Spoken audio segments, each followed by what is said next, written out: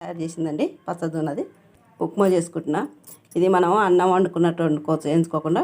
వేయించితే taste వస్తుందని వేయించుకుంటున్నా. కడాయి పెట్టి కొంచెం నెయ్యి వేసి వేయించుకుంటున్నా, టేస్ట్ వస్తుంది. గడ్డ, క్యారెట్, కరివేపాకు, అల్లం వెల్లిగడ్డ అన్నీ వేసుకోవచ్చండి. ఇది చెరిగితే పొట్టంత అవుతుంది. ఇది గోధుమ రవ్వలాగా ఉంటుందండి. ఈ పచ్చదన్నది షుగర్ ఉన్న వాళ్ళకు చాలా మంచిదండి. కూరగాయలు వేసుకొని అన్నంలాగా వండుకొని సాంబార్ వేసుకొని తింటే కూడా బాగుంటుంది. ఎండుమిరపకాయలు వేసుకోవచ్చు, పచ్చిమిరపకాయలు వేసుకోవచ్చు అండి. ఆవాలు, జీలకర్ర, క్యారెట్, ఉల్లిగడ్డ, పల్లీలు, శనగపప్పు ఇవన్నీ వేసుకుంటున్నా కూడా. 1 గ్లాసు రవ్వకు 3 గ్లాసుల నీళ్ళు పోసుకోవాలండి. పల్లీలు, మినపపప్పు, శనగపప్పు వేసుకున్నా.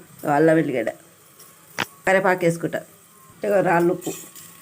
నీళ్ళు మరుగుతున్నాయి, రవ్వ పోసుకుంటున్నాండి. కలపొద్దు, మూత పెడితే ఉడుకుతుందండి. కలపాలండి, గడ్డ కట్టకుండా పొంగకుండా ఉంటుంది.